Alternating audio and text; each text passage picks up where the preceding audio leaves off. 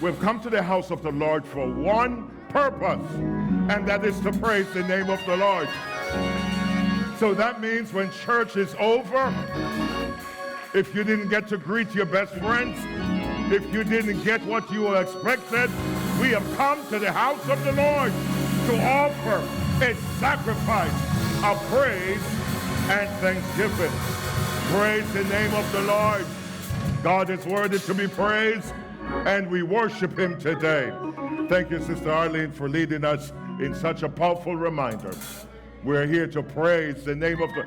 Why don't you just lift your hands this morning and praise the name of Almighty God. God is so good, so good. And we praise his wonderful name. I want to invite you to turn your Bibles with me to Joshua chapter 6. And I'm excited about the word I feel God has laid upon my heart to share with you today. I know I missed out on that crucial celebration. Tomorrow Di turns 25 all over again.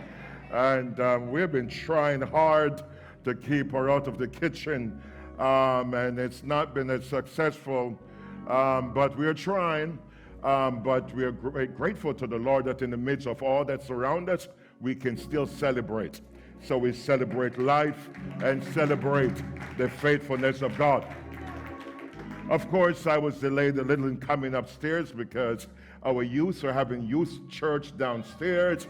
And somebody should be excited.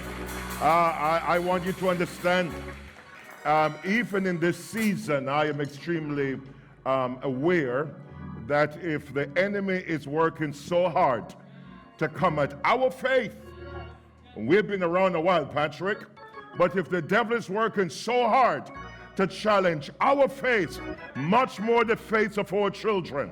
And so we want to make a public announcement. This morning we have youth church downstairs. And I was so excited when I went downstairs and they had the red carpet. I had to take a couple of pictures, of course, and just want to salute all of our youth workers. And I want to encourage us. It's not so much in terms of what you think you need. I believe this is a season that God is calling upon us to stand and strengthen and to encourage the faith of others. Let's turn our Bibles to Joshua chapter 6, and sure I want to greet our brothers and sisters on the e-church as well as those in the building. Grateful that the Lord has made a way for us together one more time. Now I know yesterday was supposed to be Serve Day, and we have been preparing for Serve Day a few times. And because of the weather, we have had to cancel at the last minute. But there's something I've learned. As you get older, you learn some things. That sometimes the preparation is even more important than the execution. I want that to get in somebody's mind. So when I was in Bible college, a church invited a group of us as students to minister in this church. And so one of my peers was supposed to preach.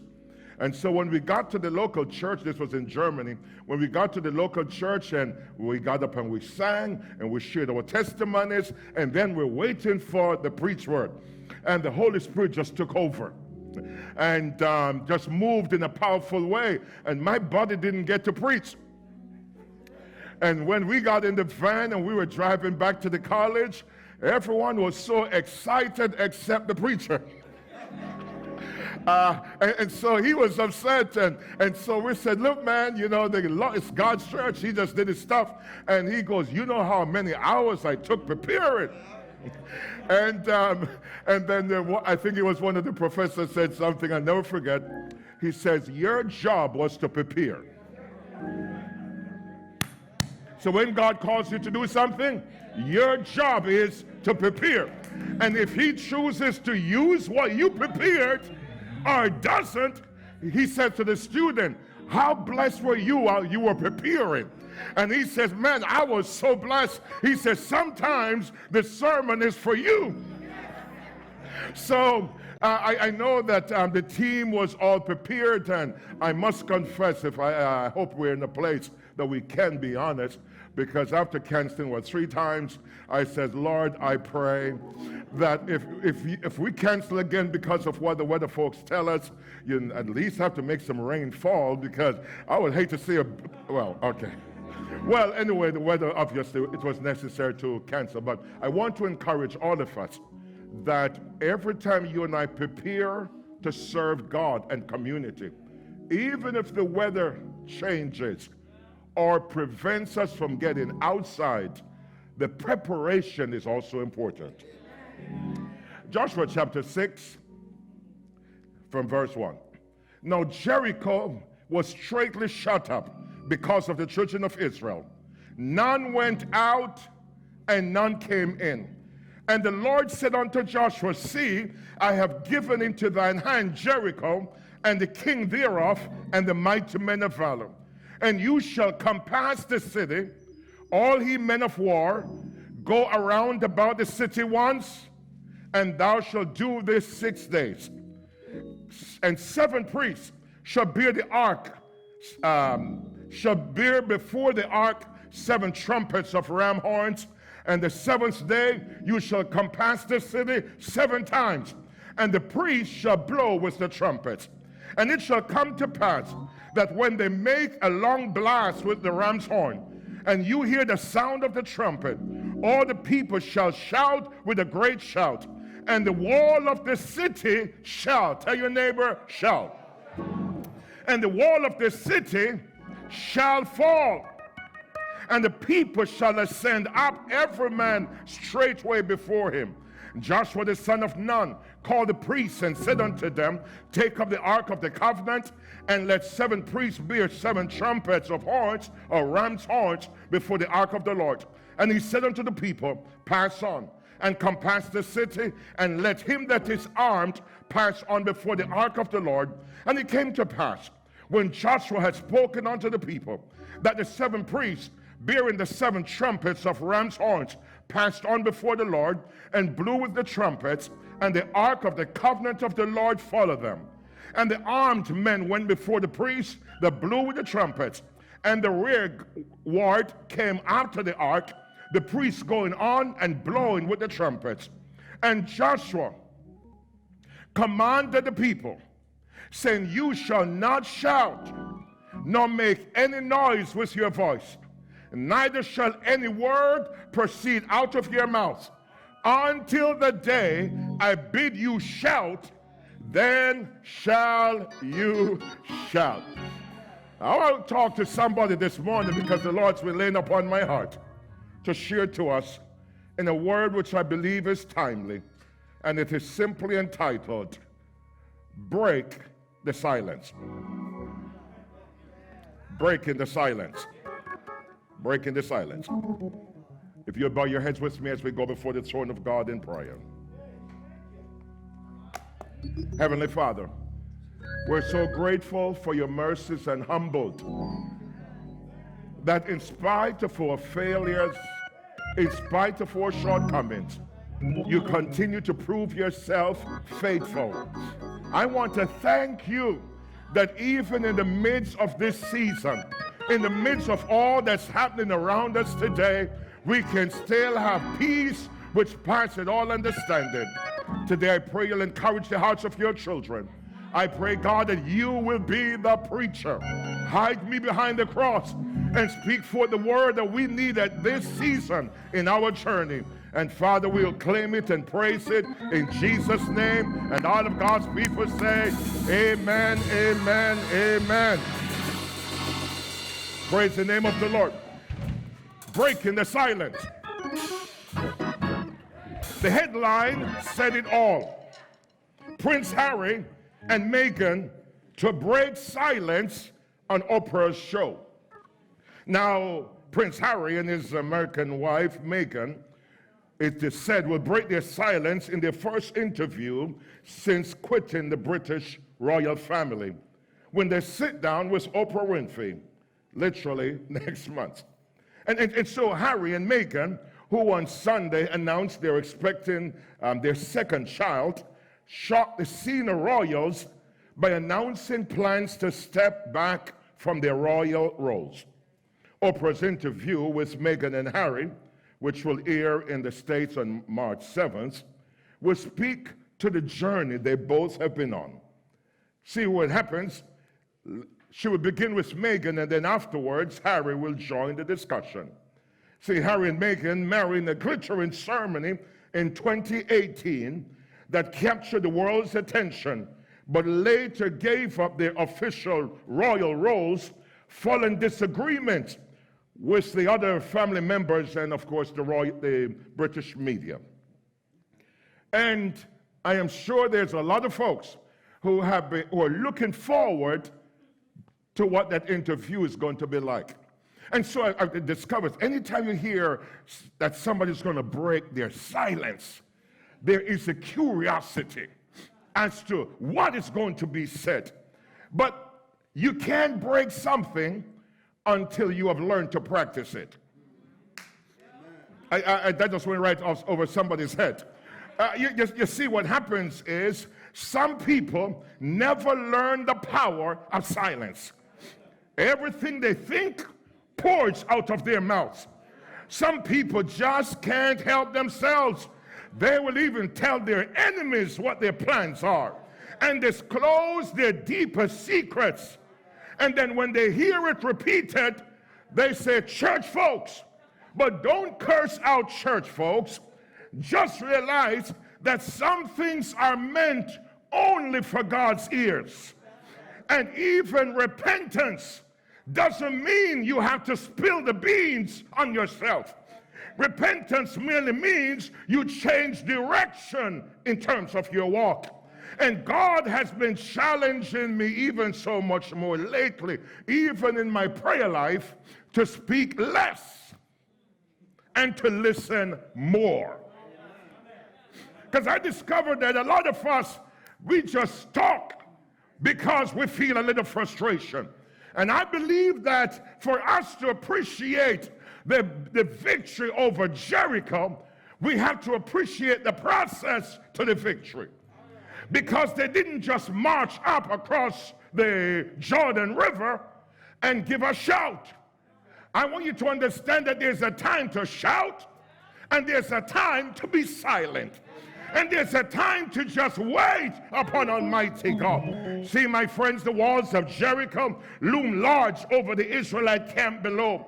The city appeared ready for a looming battle of Jericho. You see, from inside the city walls, the people must have surely thought it strange to see a group of folks merely marching around their city silently.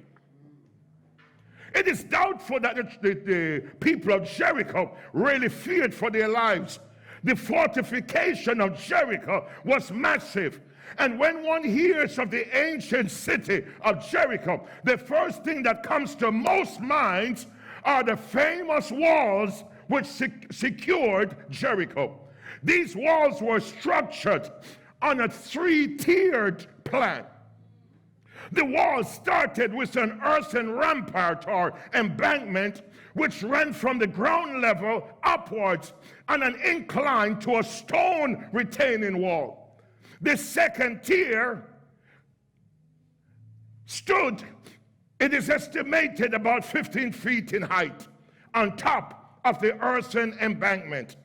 On top of the stone retaining wall stood another wall made of mud bricks, 6 feet thick and at least 26 feet high.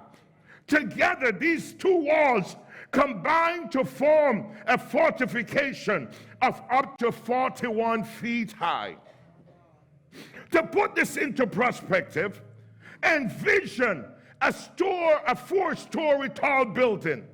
Such was the height of the wall, the first walls, and together you think of a 2-tier. So when you have the first level going up about 4 stories, and then a second wall on top of that, and then on top of the second wall, you have a wall about 6 feet wide, and then on top of that another tier. And so picture a city that is built By the time you reach to the top tier, it is about 10 stories high. And so what they say in ancient Jericho, not only was it tall, but then in truth we're talking about not a massive city. Some estimated that on the top tier would be about 6 to 7 acres wide. And then when you include the expanded width, about 9 to 10 acres. And so you could understand how even Rahab, the prostitute, who was living on the wall of the city, they estimated that the average population was over 12 or 1,300 people. And so what happens is that the smaller villages, as they would feel threatened, would take refuge in Jericho. And so we see a picture of a city, not only major in its width, but major in its height. And it looked impenetrable. From the human standpoint, nobody has ever penetrated Jericho before. Just its very presence would discourage any idea of invasion. But when God says he's going to do something, you don't have to read history, because you may be the first one to conquer that situation. And so the Bible tells us, you would remember that when they crossed over Jordan, they didn't cross over and take on Jericho. When they crossed over Jordan, God says to them, pause. This is the season to sanctify yourself again. Oh, I've come to realize some of us, we run too fast. Some of us don't give much appreciation or value to just waiting upon God. But do you realize that sometimes when it appears as if you are being held back, that when you are released like a catapult, you go further than those who have not stopped. The idea is when God stops you, don't worry. When God holds you back, don't be discouraged. When God, as it were, seems to hold you in place, don't get resentment, because you are like a catapult. You're like a stone in a catapult. And so when God holds you back, wait until he releases you, because when you are released, you have propulsion behind you. So sometimes folks look at favor over your life, and they wonder, how did you get where you got and so fast? You gotta tell them, God held me back. It is not people who hold you back. For folks can't hold you back from what God has for you. I'm going to talk to somebody today who feels that people have been holding you back and standing in your way. Can I say to you today, promotion doesn't come from the east nor the west. Promotion comes from God. And when God allows you to be held back, it is preparation for a timely release. So you can imagine the children of Israel. When they came over, the Bible says, and they crossed over Jordan, they were so vulnerable. Because in the season of circumcision, for all the men, you don't have an army. It simply means that all the protectors of their families are now wounded and waiting to be healed. And I want you to understand, when God says it is time for you to be consecrated, simply follow in obedience to God.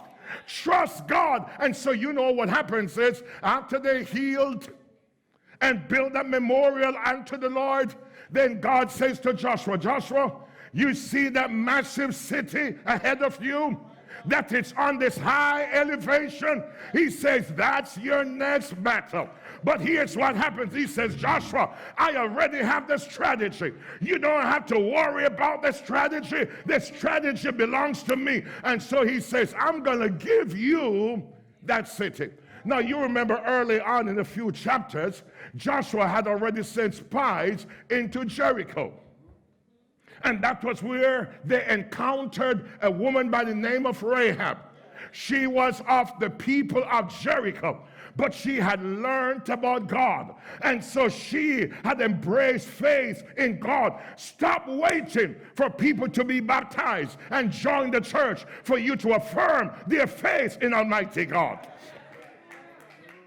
Some of us believe if you're not yet baptized, if you have not yet joined the church and take the right hand of fellowship, you are not yet saved. How many of us can testify? Long before you got baptized, the Holy Ghost was working on you. Long before you got into the right hand of fellowship. The idea is, don't be so quick to dismiss folks. And what they didn't know was that they had an inside connection. I want to say to somebody this morning, whatever God has placed before you, he has already created an inside hookup. And all you got to do is to show up. Rahab didn't develop faith when she met the spies. Rahab developed faith long before she met the spies. And so I want you to understand, before you meet your encounter and before you take on your Jericho, you already have a hookup on the inside that God has created. And so the Bible tells us that all she had to do was to make one follow up on one pledge, and that is to leave a cord, a red or crimson cord. And the idea was, they said, Rahab, when we come to take over your city, we're going to first find you and whoever is with you. Oh my God, I want you to understand, when you know what God has done for you, you don't want to go to heaven by yourself. When you know where God has brought you from, you don't want to show up by yourself. You want to say to your family, you want to say to your friends, come see a man who has delivered me. Here's what happened. Rahab could have just waited in her house, but Rahab says no. She went and convinced her parents. And you can imagine that also exposed her. But when you operate in faith, you believe God's protection over your life. And so you understand that. So now we find ourselves no face in Jericho. So I'm going to just show you a few things God's been laying upon my heart.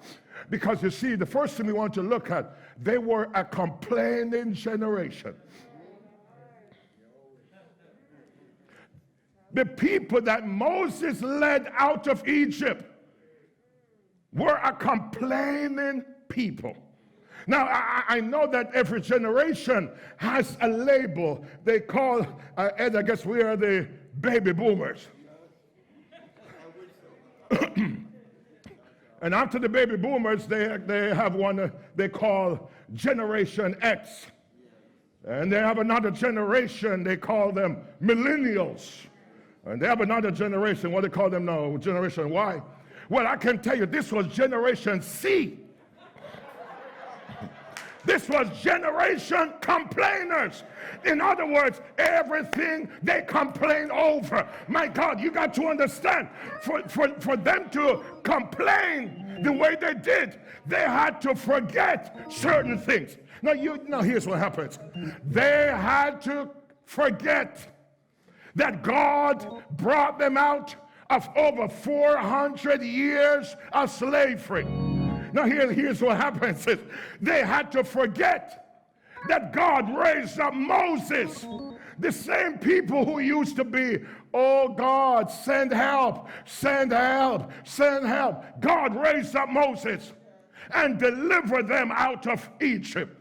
For them to be so complaining, they had to dismiss the 10 plagues. They had to dismiss the crossing the Red Sea. They had to dismiss coming through the bitter water. They had to dismiss the Ammonites and the Moabites and all those who attacked them. Hear me today. Every day you and I find ourselves complaining, it means we are dismissing a blessing that needed to be celebrated.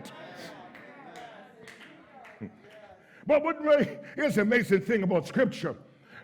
Not only did they dismiss what God did for them in Egypt, they also had to dismiss how God blessed them when they left Egypt.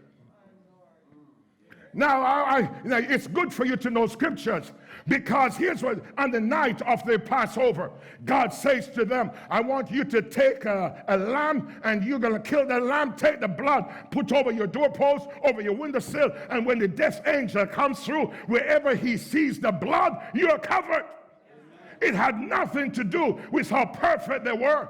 It had nothing to do with how much they followed the law. It had everything to do with faith. And here's what happens, is that the Lord says to them, and when the death angel comes through, that wherever he sees the blood, you're covered. The next morning, there is mourning in Egypt. Every family, every Egyptian family had been impacted by the loss. And can you imagine that one night you go to bed and the next morning every family in the country has lost their first son or their firstborn? And God says to us, finally, Pharaoh says, go and send for Moses and Aaron. And when they showed up at night, because everybody waited until midnight, and when they realized that their firstborn was no longer breathing, Pharaoh sent for Joshua, for Moses and Aaron, and he says, come. He says, take your people and leave.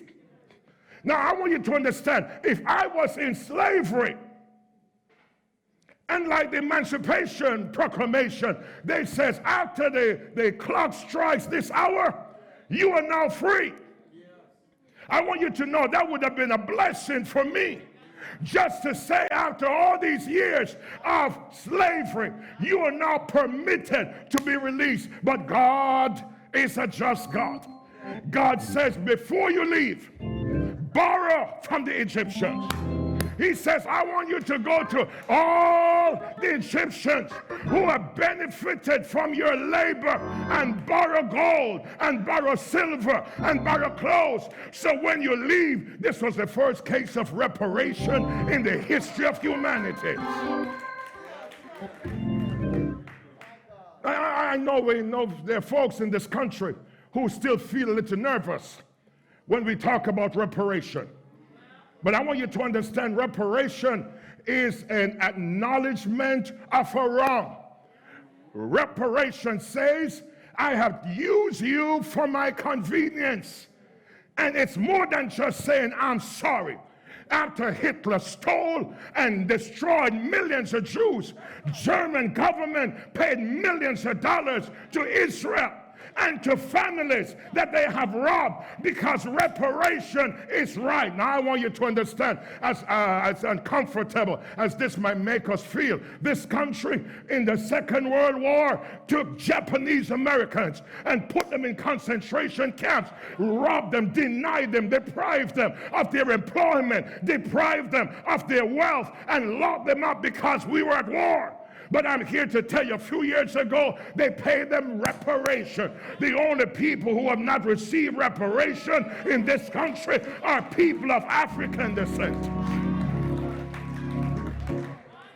And we should not become so politically correct that we are uncomfortable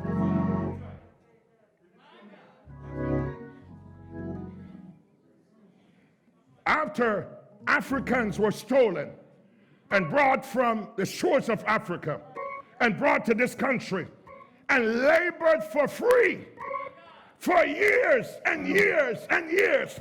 And even after slavery ended, they were denied their rights and privileges even under Reconstruction and under the Jim Crow era. And we had to fight under civil rights. And even to this day, we are denied. I want you to understand, reparation is the right thing for this country to do to people of Africa. Now, you don't have to give me any money, but it is the right thing to do. Now, I want you to understand, as uncomfortable as this may make some people feel, because I know there's always somebody to say, well, Nelson, why don't we just get over slavery? And why we have already apologized. Can I tell you something? Over 75 years after Hitler's Third Reich have been destroyed, there are still Nazi hunters, Jews who hunt down their SS soldiers and officers. Even after all these years, they're finding them in Argentina. They're finding them even in Queens. And the idea is, you and I may say, let old age take care of them. But they said, you have done a wrong, and we need to take you into account. And I believe until this country comes to a place where we recognize the due justice that has been denied. Don't let me tell you about Rosewood. And don't let me tell you about the Black Wall Street. And don't let me tell you about what they have done to black people in this country who have just simply tried to take care of their families. And racist folks have found an excuse to go in and burn them down because there is this need to keep the black community vulnerable. But I've come to say to somebody today, if God is on your side, you may be in a vulnerable place, but they will never destroy what God has planted, because if God is on your side, he's going to bring us through. Now, when I read the passage, I thought to myself, but God, if I'm borrowing something without the intent to repay, that almost sounds like robbery. But God says, borrow, because tomorrow you're leaving town. Borrow, because tomorrow you're going to lead you out of Egypt. And you know. Now, here's what happens. So the first thing I want us to understand, that this generation was the generation of complainers. Now here's the sad thing, is that their lips denied what their eyes saw. It's just like in the church. There's some folks, it doesn't matter how you work, and it doesn't matter what you do for them, it is never enough. It seems as if this idea, this insatiable idea, what it means to be insatiable, it means we can't make you happy. You get in the hospital, we stop everything and visit. Your third cousin you have never seen dies and doesn't have a church, and we bury them. And the idea is we have served not only you, but also your family. And we have done it year after year after year. And then one day you just get up and say, I don't know, nobody loves me. I'm here, you get a life. Because if you ever get to a place where nobody can make you happy, you will never be happy. And so I've come to realize, stop trying to make people happy. If they don't want to be happy, you can't make them happy. You got to do what you can and leave the rest to Almighty God. So notice what happens is that every time these people complained, what they were really doing, they were denying with their lips what they had saw with their eyes. And what made it worse? Every little inconvenience. They says, man, we miss Egypt.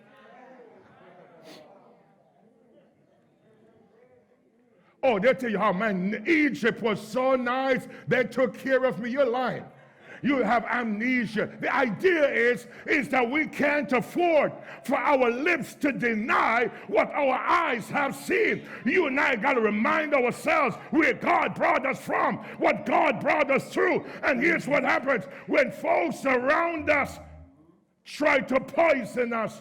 We got to say, no, because you see what happens is it was disbelief and complaining that caused them to miss out their promise. Now, here's what happens, folks. They could have walked into their promise within a few weeks. God brought them up to their promise, and their own doubt and complaining. When Joshua and Caleb came back and says, the land is good, we can take the land. The other 10 says, we can take it. And I've come to understand that sometimes we speak out of our frustration. Sometimes we speak out of our doubt. Sometimes we speak out of our fear. And what we don't realize is that negative speech poisons you and those around you. So folks can say something unkind about somebody and then you get in the mix. Couple weeks later, you see them hugging and having a wonderful time, and you feel like the outsider because you took on a battle. That's why when husband and wife get a fight, stay out of it. Because when they kiss and make up, you are the one who's on the outside. And by the way, sometimes after you get involved and tell that woman, leave the man, and say to the man, you got to walk away. When they make up, they're going to tell the other person what you said. And then sometimes you wonder why after they make up, they don't talk to you anymore, because you got into business that was not yours. So when they get into their issues, pray for them. Tell them I'm praying for you, but don't play counselor. Don't get in the middle. Don't try to be the lawyer, because when they make up, honey, and sometimes it doesn't take much to make up. And so here's what happened. So notice what happened. We find a complaining generation. But then by the time they cross over Jordan, something shifted. Because this generation, the Joshua generation, they heard the stories. They heard about the missed opportunities. Do you understand how many of us could have been further if we had just taken some advice? And some of us, you can't tell us anything. And so, folks just leave us and give somebody else the advice. Oh, you've been talking about the rent man all these years. And somebody said, well, why don't you try and buy your own space? Oh, no, I can't. And you stay there complaining about the rent man every month. Somebody else gets the same advice, goes and buys their own space, and then a few years later offer you to rent their basement. So when you should have been the one renting them, because of your missed opportunity, you are the one now doing what? On the receiving end. Do you understand? You are meant to be the head and not the tail. Do you realize that there's a promise over your life? And all you got to do is to step out in faith and embrace what God has for you. And so this generation heard the stories, and Joshua says, look here, 40 years ago, I could have. 40 years ago, we could have. And notice what happens is that they shift from the complaining crowd to a compliant army. So Joshua says to them, he says, we're not going to make this whole mistake again. There are some things we're not going to repeat. And so here's what he says. We got to learn from the past. People of God, there's some lessons we don't have to learn. We don't have to learn it over and over. You're not in a cycle of defeat. You got to learn from the past. And if doubt and complaining got you to miss your promise, then shift your gear, shift your strategy. And so here's what happens is that God has given us the power to understand words. Tell your neighbor, there is power in words. I said there is power in words. The Bible says death and life is in the power of the mouth. You can speak death over a situation, or you can speak life into that situation. You say, we don't understand words. They lied to us. They lied to us. They said sticks and stones may break your bones, but words, it is the biggest lie. Sometimes you can recover from the sticks and the stone, and years later, those words continue to punish. Here is what happens. There is death and life in your tongue. So when God was ready to create the universe, he didn't go out and work. He just looked out and spoke. And I want to say to somebody today, you got to use your faith words, because God spoke the word and the world came into existence. He says, let there be, and there was. He says, let there be, and here's what he says, and it was good, because everything God creates is good. And here's the amazing thing. One day when Job got a little discouraged, and Job began to question God, and God said, Job, son, where were you when I measured out the universe? Job, where were you when I spoke the world into existence? God doesn't have to work on your problem. He just got to speak to your problem. And my God, sometimes you gotta realize it's not how hard he works. He just got to speak. So John says, in the beginning was the Word, and the Word was with God, and the Word was. Can I say to you this morning, and not only did God speak the word, no, this is not a theological class, but the term that they use is ex nihilo, which means God spoke something into existence out of nothing. God didn't take the dirt and build a mud hut. He spoke the dirt and the mud hut into existence. The idea is God just spoke the word. And so when God wanted us to see him, when God wanted to manifest himself, he says he is. Jesus is the living word. He was from the beginning of creation. He was there with the Father from the beginning of time. And so when God wanted to show us how God looked, he sent Jesus Christ. Oh my God, how many miracles. Oh, I know there were times he touched the ear, but how many times he would just show up and sees a man who's sitting by the way of the pool of Bethesda, and has been there for over 30 years. And he says, now, and why are you still here? He says, there's nobody to help me, sir. He said, come on, get up, get up, get up. I want to say to somebody this morning, God is saying to somebody who has been sitting in a situation for a long time and waiting for somebody else to take you out. He says, get up, get up, get up. The idea is one man who had a servant who was sick. He got up to Jesus and he said, look, my servant at home is sick. And Jesus said, okay, because here's what happened. A woman had just touched the hem of his garment and got healed, and here he is, and he's waiting to go over. But the man recognized something. He says, this word has authority. This man has authority. He says, you don't need to come to my house, just speak a word, just speak a word. And here's what happens is Jesus spoke the word, and by the time the man gets home, his servant is healed. Can I say to somebody this morning, your word is a weapon. That is why you can't talk carelessly. That is why you can't talk when you're frustrated. That is why you can't speak out of your pain, because your word is a weapon. And when you understand it is a weapon, you got to know how to shut down the gun and when to open up the gun. See, what happens is, when you understand that your words are powerful, you become more strategic in your speech. Some of us talk literally too much. Too much. The idea is you have to understand that your word is a weapon. God has endowed in each of us who are believers. Tell your neighbor, believers. Because no, this is not the faith, the prosperity gospel where they say you name it and claim it or blab it and grab it. No. Because you can't speak a Rolls Royce out in the front of your house and you don't know how to keep a job. You can't speak manifestation over something you don't know how to steward. But here's what he says.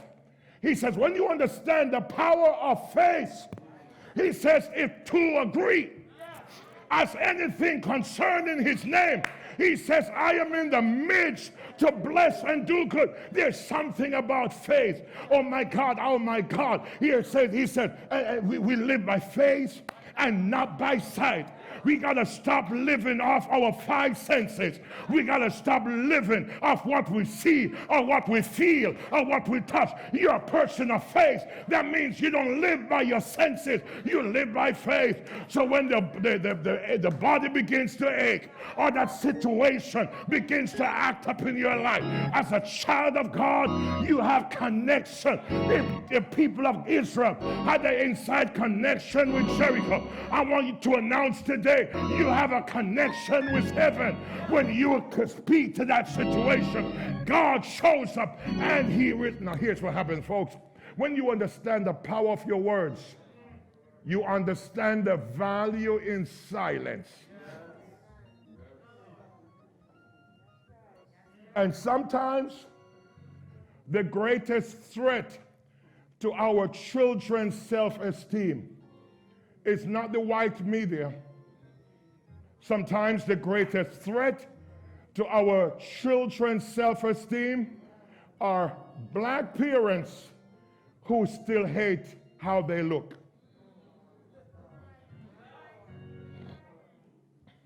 So we tell them, oh, black people. And we embrace the negative narratives about ourselves.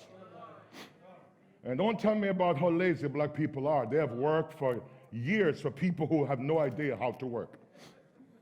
And so what ends up happening is we begin to use our own words to destroy the self-esteem of our children. You got to understand, I don't care how they get on your nerves. A word out of your mouth is more powerful than what they see on the television news. A word out of, I don't care how they get under your nerves and under your skin. You got to understand words have power. And we sometimes curse our children. We tell them, I remember watching a father disciplining his son. Now, I figured the kid must have acted up. He was like 13 years old. And the father looks at him and goes, "You are worthless." Let me tell you something. Why would any parent say to a child, "You are worthless"? And let's go even a little further. All you have to do to discern how people were raised is to watch how they respond when other people fail. So a young woman gets pregnant in the church and she still shows up at church. She could have gone to the clinic, had an abortion, you don't know, and she shows up at church next week. "I love you, Lord." And because you didn't know, "Oh, you're such a wonderful person." But because a young person made a mistake and decides, "I'm not going to commit another sin in abortion, I'm going to show up at church," a righteous indignation comes up in you. You feel an anger towards the person. You are failing the church. No, they're not failing the church because none of us are perfect. They're not failing God because God already knows that all of us walk with a limp. But because you need an excuse to punish. And many times, it's exactly how you are treated, for less. So we're not here to police people. We're here to love, to speak words of encouragement. So here's what, let's rush on because I just have a few more minutes. So I told you about the complaining generation. But by the time Joshua crossed over to the Jordan, you now find a compliant army. Do you realize that the symbol in Moses' hand was a staff? You know what was the symbol in Joshua's hands? A sword. Do you realize the difference? In other words, Moses led with a staff, but Joshua led with a sword. In other words, we messed up 40 years ago. You're not going to cause us to mess up.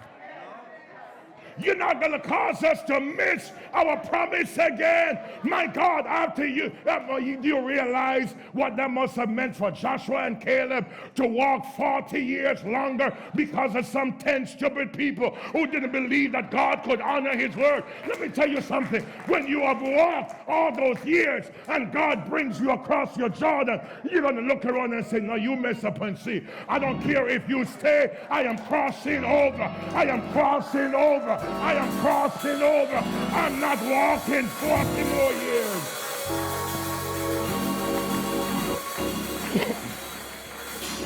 And then we see from a complaining generation to a compliant army. He says, walk in form. You know they became an army because all the time in the wilderness, they just had to walk. Anyway, one person wanted to walk off on their own, they walked off on their own. One person wanted to walk back, they just leave them and they were. But after they crossed Jordan, he says, look here, this is different. This is different. We're crossing over, and we're crossing over to possess. So he says we get it in formation. He says the priests get the ram's horn, and they're in front. And we get the ark of God, and it's right behind. And then he says, and the people fall in formation. And here's what happened, folks. You got to get to the mentality of a soldier if you're going to go in and possess what God has for you. That's why you can't let folks tie up your time with junk. You can't let folks do stupidness and tie up your time on the phone. Your time is too valuable. As a soldier, you're either fighting or in preparation. And you gotta prepare before the battle. My God, too many of us, we just waste our time. It's like we have nothing. Do you realize we go through life once? You don't have another life. This is the only one you have here. So you got to use it with the discipline of a soldier. So you see them move from a complaining generation to a compliant army. And then this is the part that I love. They became a conquering nation. Because now here is Jericho on this high elevation. And Israel is camping in the valley. And Joshua says, first instruction, we're going to march around Jericho one time for 6 days. The command is, while we're marching, shut up. We don't want to hear what happened in your house last week. We don't want to hear how you wish you could have or wish you could have. No, he says, I want us to march around one time, silent. And so for 6 days, they walked around Jericho. One time, I can imagine, after they did the first lap, one person said, I want to do it again. And Joshua said, sit down.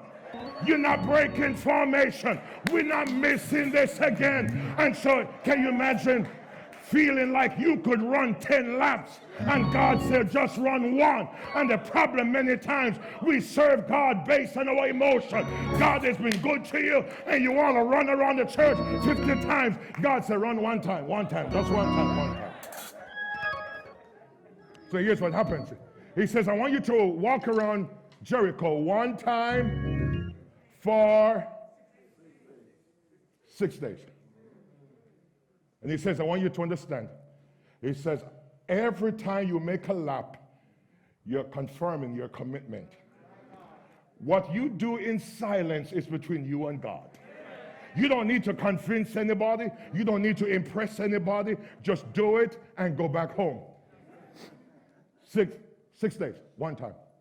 He says, I want you to walk in faith. Because you're walking around your problem. Don't argue with your problem. Just march. One time. We got to rush to this one. And then he says, after you have walked around that problem 6 days, one time, he says, I want you to do on the 7th day all that you did in 6 days. Now, can you imagine? That would go illogical in our minds because we would break it up. Oh, you want us to walk around 13 times? Then let's average it out, Pastor. And I know that there's some good mathematicians in this church. I will see those calculators come out and go, let's just average it out and let's just do it on average. But if God say walk one time, we walk one time and we sit down. And you say, what does God say? I don't know. He just says walk one time. I did it once. Well, here's what happens. He says on the 7th day, I want you to walk around 7 times. The idea is when God brings you to your problem, and when God brings you to that Jericho in your life, you may discover that as you get closer, you have to do more than what you have done before. But you got to do it anyway, believe in God. And so the Bible says on the 7th day, they walked around 6 times, silence. But on the 7th time, he says, you got to break your silence. Can I say to somebody today, do you know what makes church on Sunday so wonderful? We haven't seen you all week, and you have been home in silence. Some of you have some testimonies that have been bubbling up on the inside. Some of you have the devil throw some stuff at you, and you stepped over some things he thought would have tripped you up, but just at the last minute, God pulled you back. So when we show up to church on the 7th day, it is testimony time. It is for, now here's what happens. We may not have the time to all give the testimony, but here's what happened. When we come into the house of God on the 7th day, we know what God has done in the past 6 days. We got so much praise to offer up to God, so much thanksgiving. All we got to do is do, oh my God. I feel a brother Noah running this place here. Here is what happened. When you and I come into the house of the Lord, we know what God has brought us through.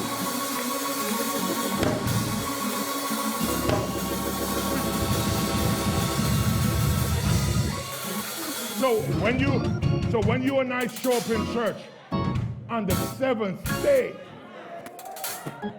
knowing that we have had to go through 6 days in silence, on our own, in our houses, fighting our battles on our knees, and the devil thought he would have taken you out. But on the 7th day, you and I got to reach to celebrate and give God a praise offering.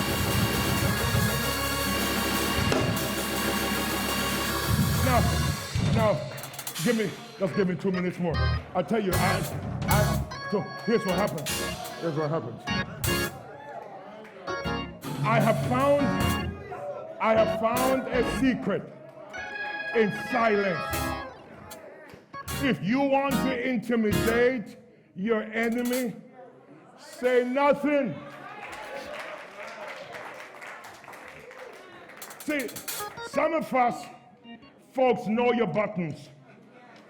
All they have to do is to walk up to you and just touch your button and give you a smile and say, I'm sorry. And here's what happens. The devil knows your buttons, but I've come to understand that there's a victory and there is a power in silence. So when they have mistreated you, and when they have mishandled you, and you show up anyway, and you look neither happy nor sad, you just show up, they're wondering, what's going on? What's going on? Because when you have mistreated somebody, you're always afraid they're going to lose it. Are they going to show up with a punch? Are they going to show up with revenge? And so sometimes people press your buttons just to find out where you are. You can't tell them where you are. You can't tell them where you're headed. You just smile and say, God bless you. Because what happens is, when you understand the power in silence, it amplifies your shout. When they broke their shout, they were not complaining. When they broke their silence, they were praising God. When they opened their mouths and began to praise God, the Bible says something happened in the heavenlies. An impenetrable fortress that no one could have entered. All of a sudden, with just an amplified praise, the Bible says, and the walls fell. The walls did not fall out. The walls fell. I'm here to say to somebody today that there are some walls you have been marching around. There's some walls the devil has built up to box you in. But God says to tell you today, even in what's going on around today, learn to find strength in silence and recognize that silence is not a sign of defeat. Silence is preparation moment, because when you open your mouth to testify, the world is going to be shocked at the testimony that's right now in the building. I want us to stand. I want us to stand. I want us to stand. I want us to stand. I want us to stand. So, Pastor, how do I enter my promise? How do I take a hold of what God has promised over my life? 3 steps. Skip the conclusion. 3 steps. Number 1, learn the power in silence. Silence is not a sign of defeat. Silence is a season of trust. How many times God says to folks in Scripture, silent, be silent, be silent, be still, and know that I am God. In the season of your silence, it is a sign of trust. Do you realize that telling people what you're going through doesn't change the problem? And pity is not a remedy. So we tell them, do you know, oh, the devil is beating me up. Oh, I'm just having such a hard time. My head, my lungs, my kidney, And they go, oh, pity you. And after they walk off, you're even worse, defeated. So here's what happens. Find strength in silence. Number 2, circumvent the problem. Some things you take on head on, like the Red Sea. Some things you step into, like your Jordan. But when you hit your Jericho, march around it. March around it. Don't argue with it, just march around it. You have some family members who want to wipe you out, don't fight them, march around them. Just march around them, march around them, march around them, march around them. And when you get the instruction, shout.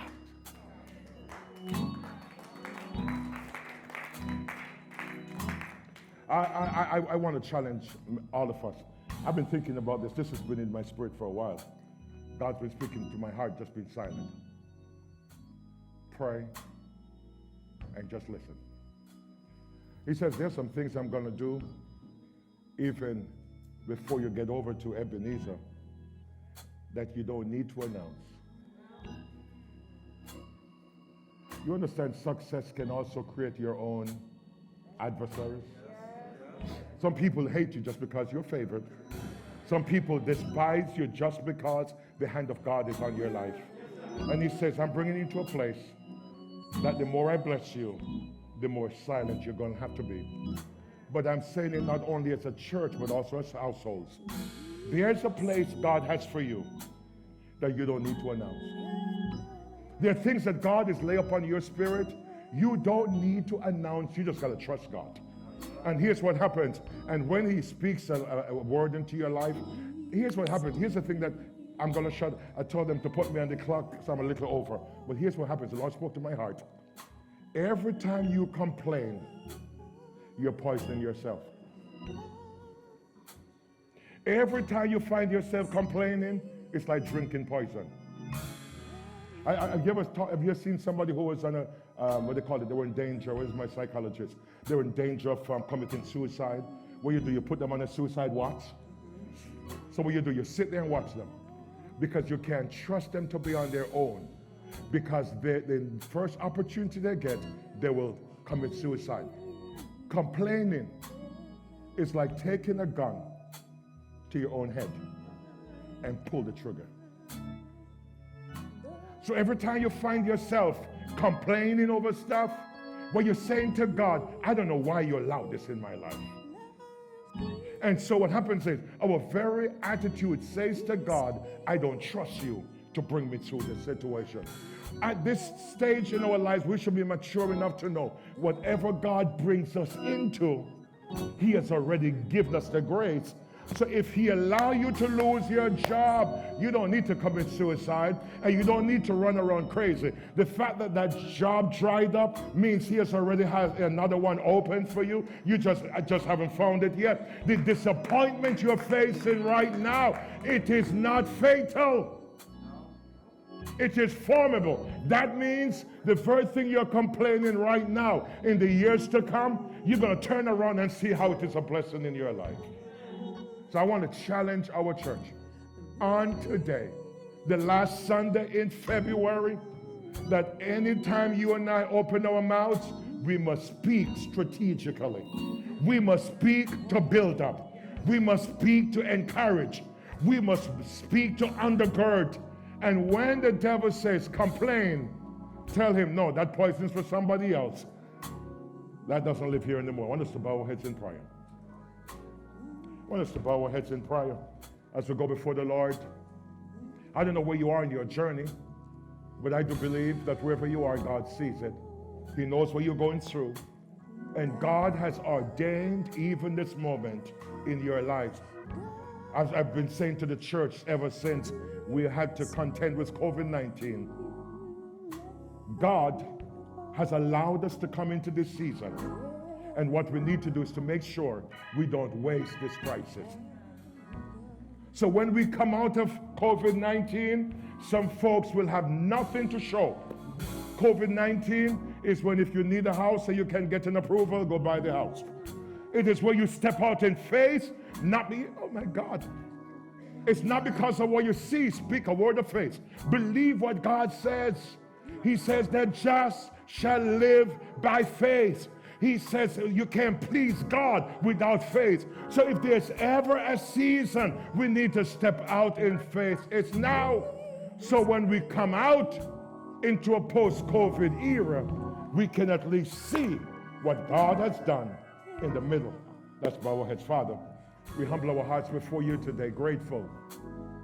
God, as your children, we confess that so many times we have fallen victim to complaining. We have allowed our circumstances and our situations to poison our hearts. And not only have we poisoned ourselves, we have also poisoned others. Forgive us, Lord, for speaking at the wrong time, for saying the wrong words. Forgive us, Lord, for forgetting that blessing and cursing is in the lips. Give us grace, Lord, to use our words wisely. And that when we speak, it will add fragrance to the atmosphere. That when we speak, it will build up faith in the ears. That when we speak, lives will be transformed. I thank you, Father, for bringing us even through those moments of silence. God, when our problems seemed insurmountable, I thank you for showing up and giving us the grace and the strategy to circumvent our problems and ultimately find success. God, in the midst of all that's going on around us, may we never lose our praise. When we're tempted to wait until the problem is over, teach us how to praise you, even in the midst of our circumstances. And I pray, even for that person in the hearing of my voice, who has not yet accepted you as Lord and Savior, that person who may have somewhat lost faith, that person who may have wandered from your will. This morning I ask, oh Lord, that you will speak faith into the lives of your children. For you said that faith comes by hearing, and hearing by the word of the Lord. So I pray that even as we've gathered in each church and in this building, that God, the word, will strengthen our faith so that we can move in and we can take a hold of the promises over our lives. In Jesus' name. Come on, let's give God a praise offering today. Give God a praise offering. I want to thank you for joining us today in the eChurch platform. We want to thank you for joining us from near and far. And I pray that God will minister to your hearts and lives And of course, the information is on the presentation. If you accepted the Lord, you can just put that right there on the chat. If you need prayer, we're here to serve you. And as a congregation, our one heart's desire is to do God's will, to break the silence, and to walk into our seasons. Would you pause for the benediction? May God bless you and keep you. May he cause his face to shine upon you and be gracious unto you. May he lift the light of his countenance upon you and grant you his peace, both now and forevermore. And everybody say, God bless you in Jesus' name. You may be